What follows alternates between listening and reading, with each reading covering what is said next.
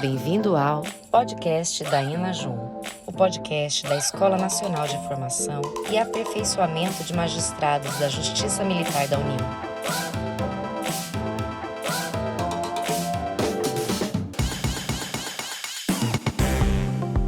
Olá, sejam muito bem-vindos a mais um episódio do podcast da Enajum. Meu nome é Aline e hoje vamos falar sobre a importância do currículo integrado para a educação profissional. Também vamos falar sobre a importância do projeto pedagógico para a construção da identidade da escola. E se você que nos ouve nunca parou para pensar sobre esse tema, continue nos acompanhando, pois ele levará a importantes reflexões. E para abordar esse assunto, convidamos o professor doutor da Universidade de Brasília, Francisco Tiago Silva. O professor Francisco Tiago é graduado em História e Pedagogia, é mestre, doutor e pós-doutor em Educação e também é autor de diversos livros e artigos sobre esse tema, além de líder do grupo de pesquisa Currículo e Processo Formativo, Inovação e Interdisciplinariedade. Seja muito bem-vindo, professor Francisco Tiago, muito obrigada pelo seu tempo, pela disponibilidade para participar do nosso podcast. Obrigado, Aline, eu agradeço, espero que a nossa conversa aqui seja profícua e que a gente consiga atingir os objetivos previstos. Ai, que bom. Bom, e nossa primeira pergunta já é algo que eu sei que é muito caro ao senhor, que é o currículo. E falando, da construção da nossa identidade profissional, é algo muito interessante, porque passamos ao longo da nossa trajetória por diversos processos formativos, nos quais sempre existe um currículo dando direção, atribuindo sentido, um currículo no qual alguns conhecimentos foram escolhidos em detrimento de outros, por alguém, com alguma intenção, e dificilmente a gente para pensar sobre essas questões, que estão profundamente arraigadas na construção da nossa identidade profissional. Então, eu queria que o senhor falasse um pouco, para quem nunca pensou sobre esse assunto, o que é o currículo e qual sua importância para a formação. Essa pergunta é muito boa, e ao mesmo tempo muito complexa de ser respondida, mas necessária. A palavra currículo vem do latim scurrere e significa pista de corrida, caminho a ser percorrido. E a gente, quando traz a palavra currículo à mente, geralmente as pessoas vão direto à concepção de currículo vitae, vita, currículo de vida ou currículo para o campo profissional, que não está de todo modo equivocado para a nossa ideia de currículo como forma de organizar o conhecimento. E é a partir disso, Aline, que a gente dialoga aqui, porque currículo tem a ver com os conteúdos, conhecimentos que serão selecionados e, ao mesmo tempo, os conhecimentos que não serão selecionados. Currículo tem a ver com disputa de poder, currículo tem a ver com os conteúdos que entram como sendo conteúdos válidos e tem a ver também, ao mesmo tempo, com os conteúdos que não serão selecionados. A história do campo curricular como campo de pesquisa, como campo de conhecimento e, ao mesmo tempo, como campo de estudo, nasce no início do século XX, nos Estados Unidos da América, e tem muito a ver com a história de vida do povo norte-americano. Quando os estadunidenses recebem uma grande massa de mão de obra do povo latino-americano para trabalhar, e olha que interessante, eles recebem essa quantidade massiva, principalmente de mexicanos, para trabalhar, e ao mesmo tempo eles se preocupam com a possível entrada dessa cultura latina nas suas escolas, e numa tentativa de preservar uma suposta pureza. Por isso que a gente diz que currículo tem a ver com disputa de cultura e de poder. Eles chamam alguns pesquisadores de algumas universidades que pesquisam didática, metodologias de ensino, história das disciplinas escolares, e eles chamam esses pesquisadores para pensar numa política de conteúdo para todo o país. E um desses pesquisadores, chamado Bobbitt, escreve um livro, em 1918, é o primeiro livro da história do currículo, chamado O Currículo. O título é muito simples, mas a ideia é que os estudos do Bobbitt fomentasse a primeira grande política nacional estadunidense. E olha a coincidência, se chamava Base Nacional de Conteúdos Curriculares. Parece muito com a nossa Base Nacional Curricular hoje. Sim. E a ideia simplesmente era aumentar a quantidade de disciplinas que valorizassem a cultura norte-americana, como literatura, língua inglesa, estudos de religião protestante, que é a maioria, né, dos povos norte-americanos são, para que ao mesmo tempo a cultura latina supostamente não invadisse essas escolas. Então veja, o estudo de currículo foi fomentado por essa entrada dos povos latino-americanos como necessidade de mão de obra. E junto com isso a gente teve esse primeiro movimento de estudo e de pesquisa de currículo e que movimentou a necessidade de estudo da história das disciplinas escolares. E os norte-americanos fizeram escola para o mundo inteiro. As universidades começaram a criar as cadeiras de currículo, de organização do conhecimento. O professor Bobbitt ficou famoso no mundo inteiro. E anos mais tarde, nos anos 30, 40, surge um outro parceiro de trabalho do Bobbitt, que é o Ralph Tyler, que junto com os estudos de didática começa a desenvolver os conteúdos escolares para todo o país. E aí, se você me permite só ir um pouquinho mais na história do currículo para chegar nesse conceito do que é currículo moderno do século XXI, o Bobbitt desenvolve um livro que são os 4 ou 5 passos para dar aula, baseada nessas disciplinas escolares. Essa história do currículo como campo tradicional de conhecimento, ela se consolidou e ficou cristalizada até o final da Guerra Fria. Depois que a gente entra nesse mundo polarizado, o lançamento do satélite artificial Sputnik movimenta essa ideia do currículo norte-americano para preservar a cultura. Porque veja que interessante, até os anos 50, final da década de 50, a área de humanas era privilegiada, porque o objetivo era manter a cultura norte-americana viva, de base anglo-saxã. Quando os soviéticos lançam o Sputnik, o primeiro satélite artificial para fora da Terra, os norte-americanos culpam esses curriculistas. Gente, curriculistas são os especialistas em currículo, que estudam a organização do conhecimento escolar. Eles evocam a necessidade de uma grande segunda reforma curricular do século, porque eles vão dizer, olha, agora a gente precisa repensar a volta das áreas de matemática, de cálculo, porque a gente precisa formar os futuros engenheiros espaciais. E eles fazem a segunda reforma curricular e veja que funciona para o ideal de país, de nação norte-americana, porque anos mais tarde, em 1969, depois de 10, 15 anos dessa segunda reforma curricular, eles mandam o homem para a Lua e fundam a NASA por causa de uma reforma curricular, uma segunda reforma. Então, de toda sorte, o que eu estou querendo dizer é que, de fato, o currículo é um campo de disputa. Sim. E você mexer numa política nacional curricular interfere em todo o funcionamento político, econômico, estético, religioso e cultural de todo um país. E isso vale para instituições escolares, de educação básica, superior e para toda e qualquer instituição formal que lide com ensino e com aprendizagem. Isso é currículo. Quão complexo é, né, Muito. professor? E quanto, no nosso caso aqui, que trabalhamos com educação profissional, quanto isso impacta na construção da identidade desses profissionais, né?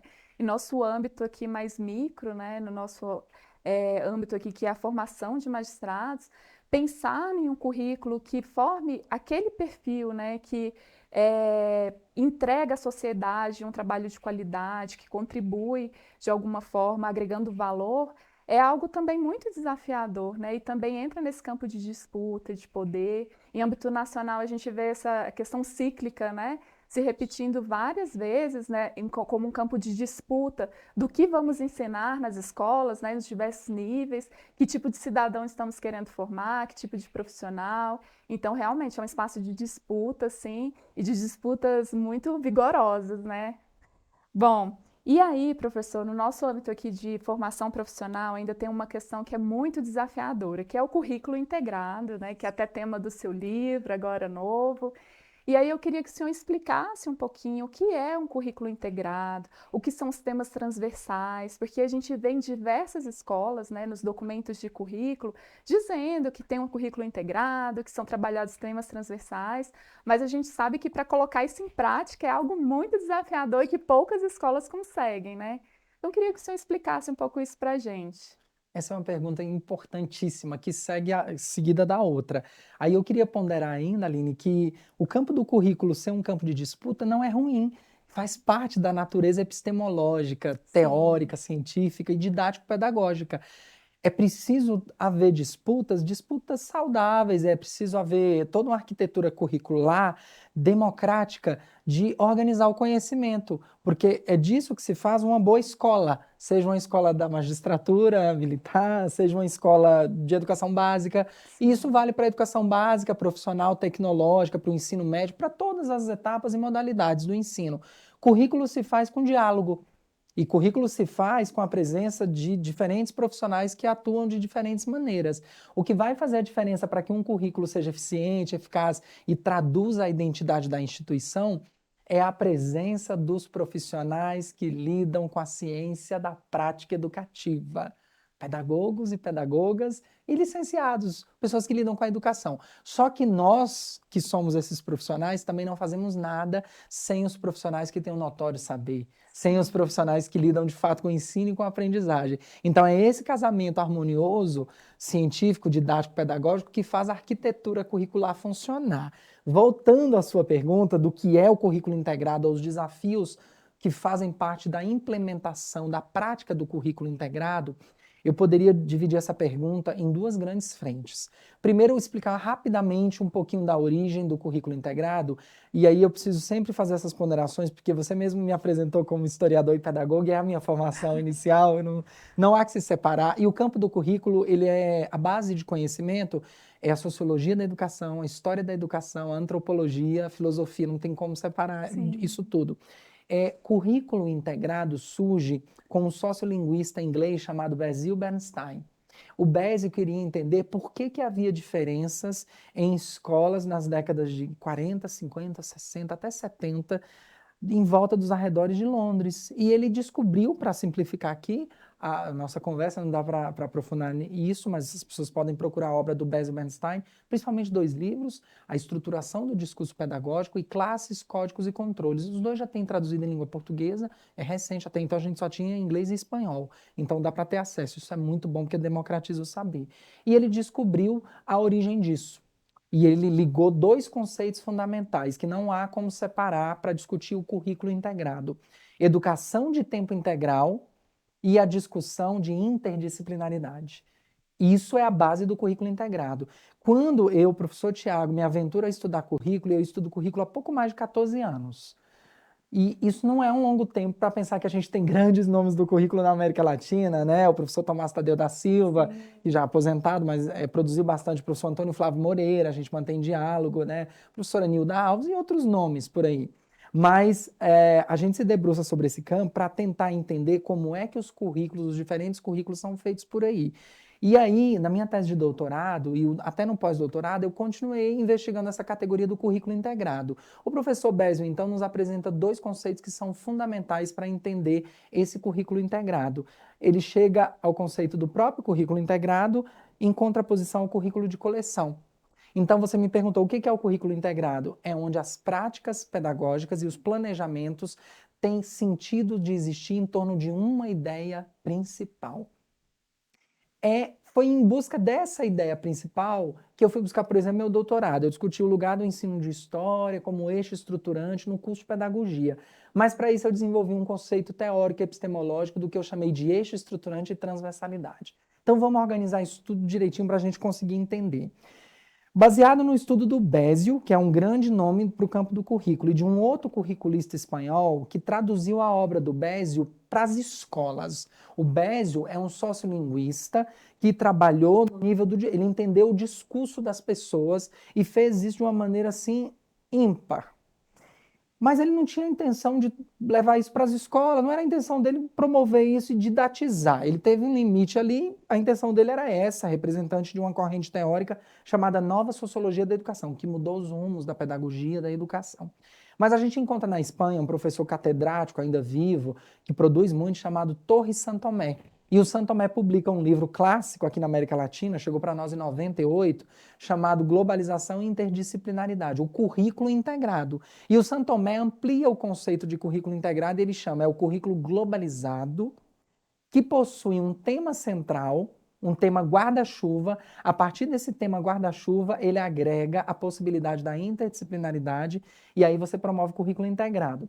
Então eu juntei a ideia dos 2 autores, respeitando as especificidades de cada um, e eu desenvolvi o meu conceito de currículo integrado, trazendo para cá, para o Brasil e aprimorando isso. Então eu vou dizer, naquele livro, né, e em alguns outros artigos que a gente vem publicando, o que é o currículo integrado. São as possibilidades de planejamento, representação e prática pedagógica em que há a presença de um eixo estruturante, aí eu conceituo o eixo estruturante. O eixo estruturante é o que dá sentido e materialidade, e é em torno desse eixo estruturante que todas as disciplinas, componentes curriculares, módulos, depende de como a instituição organiza o seu saber, o seu próprio currículo. E esse eixo estruturante é como se fosse, eu gosto sempre de fazer essa alusão, do sistema solar. O centro do nosso sistema solar é o próprio Sol.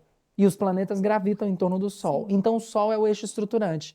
É que no Brasil, sistematicamente, quase no mundo inteiro, por essa tradição estadunidense, como eu expliquei, de determinar de forma tradicional que primeiro se escolhe os conteúdos, depois a didática e depois se promove a avaliação, e a gente aprendeu isso nos cursos de licenciatura e ainda se aprende muitos, né? E eu não estou falando que isso de todos está equivocado, eu estou dizendo que nós podemos fazer diferente. O currículo integrado é essa possibilidade de ensinar, aprender e avaliar de forma diferente. O eixo estruturante ele é anterior à escolha dos conteúdos. Então, digamos, eu gosto sempre de dizer isso também, ele é o DNA pedagógico da instituição. O que, por exemplo, a escola, né, da Justiça Militar, da magistratura, faz que nenhuma outra faz. O eixo estruturante pode ser um grande tema, um grande projeto guarda-chuva para esse ano, para esse semestre, para essa temporada. Em torno disso, todos os projetos vão gravitar em torno dele. E aí vem um outro pulo do gato. Eu disse que o currículo integrado, ele apresenta a primeira característica de se ter um eixo estruturante. O que vai garantir a liga, a conexão do eixo estruturante com as disciplinas, com os conteúdos, entre os docentes, entre os profissionais, são os eixos ou temas transversais. Esses sim são mais flexíveis, são mais maleáveis, perfeitamente possíveis de serem modificados. São as conexões entre o eixo estruturante e os conteúdos ou as disciplinas. Na prática, podem ocorrer e devem ocorrer atividades pluri ou transdisciplinares, interdisciplinares, perdão. A trans é um outro patamar. Eu costumo dizer que as formas de integração são a prática do currículo integrado. Como é que o currículo integrado se torna pragmático? Como é que eu visualizo um currículo integrado? Do planejamento à prática, com atividades planejadas de forma integrada. A questão e as dificuldades do currículo integrado é que muita gente, muito profissional que lida com educação, acha que ele tem que abrir mão da identidade, da cátedra dele, da disciplina dele, para dar horário ou ceder horário para o colega. Não é assim que funciona. E o currículo integrado não ocorre integração o tempo todo. Você planeja atividades pontuais e aí você promove a integração em alguns momentos e você prevê momentos de culminância. São planejamentos, atividades, avaliações, e isso ocorre com tentativas. Tem um cronograma de implementação desse currículo integrado. Então, são 3 características centrais, para resumir aqui. O currículo integrado ele prevê a existência de um eixo estruturante ou integrador, de temas ou eixos transversais e prevê atividades interdisciplinares. É isso, mas é um desafio. Parece fácil, mas é algo muito desafiador, porque querendo ou não, a maioria das instituições de ensino estão muito voltadas ainda para o currículo coleção, né, onde cada um se sente dono do seu pedaço, da sua disciplina, da sua unidade curricular, e para a escola conseguir promover esses espaços de interação, né, onde realmente a gente consiga desenvolver atividades interdisciplinares, ainda é algo muito desafiador, né? Muito complexo, mas estamos caminhando aí, tentando superar esse desafio. Bom, e ainda pensando nisso, né, o senhor falou um pouco a respeito da importância, né, do envolvimento da comunidade escolar no planejamento dos documentos de currículo, podemos dizer assim. E a Enajum, ela está numa etapa de revisão do seu projeto pedagógico e a gente tem tentado muito trazer os magistrados, trazer toda a comunidade escolar para esse processo. No entanto, no contexto da educação profissional, é muito comum as pessoas acreditarem que o projeto pedagógico é algo dos pedagogos, né? Personalístico. E aí eu queria que o senhor explicasse um pouco, na verdade, o que é o projeto pedagógico, qual a importância dele para uma escola. Isso é fundamental. Primeiro, vamos entender o conceito de projeto político-pedagógico, bem rapidinho, né? O projeto político-pedagógico é a célula de identidade de qualquer instituição. E ele tem 3 dimensões principais. A dimensão política, não de partido político em absoluto, mas qual é a intenção política da instituição? Qual é a política da instituição? O que ela pretende? Qual é a cara dela? Qual é a intenção? Então, a dimensão política, a dimensão de gestão administrativa, financeira, pedagógica, mas a dimensão de gestão. E aqui eu não estou incluindo só a gestão de pessoas ou a gestão central, porque todo docente é um gestor da sala de aula. Isso inclui todos os profissionais. Então, a dimensão política, a dimensão da gestão e a dimensão acadêmica, pedagógica em si. Então, entendendo o projeto político-pedagógico a partir dessas 3 dimensões, tem uma outra prerrogativa. Não há construção de projeto político-pedagógico sem todos os atores sociais envolvidos. Isso vale para qualquer sujeito profissional que atue com ensino, com aprendizagem, com coordenação, com gestão, com supervisão. Não há um roteiro fixo, pré-definido. Nós temos vários autores de referência. A própria professora Ilma Passos Veiga, que é o maior nome na América Latina, foi minha professora no mestrado. E aí, hoje eu ocupo a sala da professora Ilma aqui na Universidade de Brasília, para mim é uma honra. E a Ilma, o Libânio, né, traz algumas ideias, a Jussara Hoffmann, o Cipriano Lucchesi, são alguns nomes que trazem para nós nortes. Mas o que cada um traz em comum e respeitam isso é a autonomia da instituição de ensino, para deliberar, inclusive, as etapas de construção do seu projeto político-pedagógico. Do ponto de vista curricular, eu não abro mão de alguns itens fundamentais, eu chamo de checklist. Primeiro item, as etapas de construção. Vocês precisam criar um cronograma de construção desse projeto político-pedagógico. Segundo, construir espaços de convencimento, de participação de todos os sujeitos envolvidos. Quem é pedagogo e quem não é. É muito difícil. É muito complexo, mas precisa convencer os sujeitos, as pessoas que não são implicadas, não têm como formação inicial as licenciaturas. Por quê? Porque o projeto político-pedagógico tem espaço reservado para descrição dos saberes específicos, que eu chamo de estrito sensu, de cada área. E nós não sabemos disso, nem temos por obrigação saber. Então é preciso promover o diálogo didático-pedagógico com esses outros profissionais. Então, esse é um ponto fundamental. Outro item que é fundante do projeto político-pedagógico é prever exatamente qual é a concepção de currículo que a instituição traz, acredita. Vai ser um currículo de coleção? Esse currículo que é separado, apartado, que cada um traz a sua marca e você não cria uma coisa fundamental. O perfil de saída. Qual é o perfil de saída? O que os professores, os magistrados de todo o país que fazem os cursos por aqui têm de marca que nenhuma outra escola do mundo, da América Latina, do país tem. É por aí que se constrói o próprio PPP e a noção de currículo. Com todo respeito aos meus colegas da avaliação, o coração do PPP é o currículo. Eles não vão concordar muito. Mas eu poderia ampliar e ser mais justo. Eu acho que a organização do trabalho pedagógico, a chamada OTP, é o coração do PPP. O que é OTP? Agregam-se 3 elementos fundamentais. O currículo, as formas de organizar o conhecimento, as didáticas, metodologias ativas, sala de aula invertida, PBL, seja lá o que a escola utiliza. E a avaliação, os processos avaliativos. São avaliações em larga escala, testes, são avaliações para as aprendizagens, são avaliações diagnósticas. Isso tudo tem que estar presente no projeto político-pedagógico, que em absoluto existe versão final. É versão em construção, a gente consolida. Depois a gente reavalia, depois a gente coloca todo mundo para trabalhar, divide as tarefas. E aí as ações são, eu não posso dizer quais são as ações ideais, eu posso dizer que eu já assessorei algumas instituições, promovi alguns seminários, faço essas discussões na graduação, na pós, na extensão, e o importante, isso eu não abro mão, aonde eu vou falar sobre projeto político, pedagógico e currículo, é respeitar a autonomia da instituição e deixar um espaço bem grande ali reservado para um item que é os projetos de sucesso que nós já fazemos. É a partir disso que a gente constrói o PPP, respeitando a autonomia, a integralidade da instituição, os processos democráticos que se fazem aqui e dizendo para o mundo qual é o perfil de saída, quem nós desejamos formar. Inclusive, é o perfil de saída que vai determinar, se for o caso da instituição, e se a instituição optar pelo currículo integrado, o grande eixo estruturante. É a partir do perfil de saída. É uma coisa muito interessante, né, professor? E o projeto pedagógico, como o senhor falou, ele define muito a identidade da escola, né? Quais são as minhas intencionalidades, o que eu pretendo enquanto instituição, que profissional é esse que eu estou tentando formar, e por isso da grande importância do envolvimento de toda a comunidade escolar, né? Realmente eu penso que é um documento basilar, né, de qualquer escola. Bom, e por fim, professor, nós aqui na Enajum temos um programa de formação de formadores, que é destinado a formar os nossos magistrados para atuarem na formação de seus pares ou em outros espaços educacionais de interesse da JMU, né, da magistratura como um todo. E nesse contexto é muito comum que os docentes eles sejam selecionados em função do seu notório saber em determinada área, que é muito bom. No entanto, a gente sabe que tem outras habilidades que são igualmente importantes para um docente, né?